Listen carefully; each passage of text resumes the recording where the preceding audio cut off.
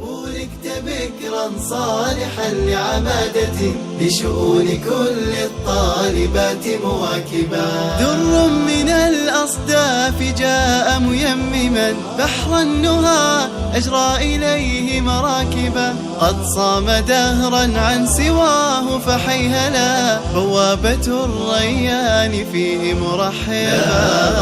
بذرتكم بأرض خصبة نلتم من الأدب الرفيع رغائبا. لا غرو بذرتكم بأرض خصبة نلتم من الأدب الرفيع رغائبا. حمدا مساعي الجد يا فتياتنا خطواتكم ليست. بسم الله الرحمن الرحيم، والصلاة والسلام على أفضل الخلق والمرسلين أبا القاسم محمد وعلى آله وأصحابه الغر الميامين. آباء اللجنة المحترمون، الحضور الكرام، السلام عليكم ورحمة الله وبركاته. إن التلميذ وارد نسيم نعيم، الصف السادس الابتدائي من مدرسة الإمام الصادق عليه السلام الابتدائية للبنين. سألقي على مسامعكم كلمات في حب الوطن. سلاما يا سيد الأوطان، سلاما يا مركز الأكوان. من أين أبدأ بك يا وطني وكيف أنتهي؟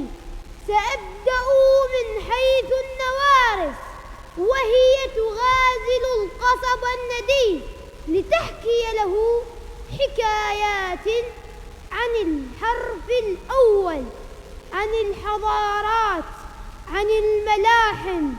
أحببت ترابك يا وطني، أحببت ترابك يا وطني، فعطر ترابك يفوح إباء وعزا وشموخا.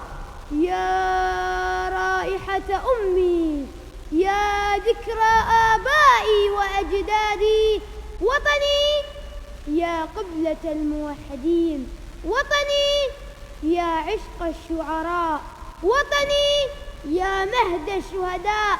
سلام عليك وأنت تحتضن أشرف الأجساد، ولكن أقول لك نم قرير العين، ففيك رجال عشقوا رائحة الحرب والشهادة لتبقى مرفوع الرأس. إنهم رجال عزك يا وطني، فصبرا صبرا مهما طال زمن الانتظار. فالفجر آت والصبح قريب، يحملون راية الفرج الموعود بأرضك يا وطني.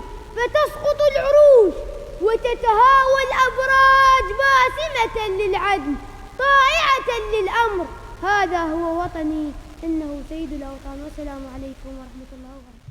أعينها داني الجنى من كفها ما أطيبه. تسقي ثرى الآداب ما أعينها داني الجنى من كفها ما أطيبه. نادي العروبة والفصاحة ضافية تحتار في رصف الجمال معاه. نادي الخطابة نعم تلك الكوكبة، نعم الصنيع ونحنكم ما آدبه. ولدت بكرا صالحا لعمادة لشؤون كل الطالبات مواكبا. فعكاظها بالفخر يفتح سوقه للناس حبا والبضاعة غالية.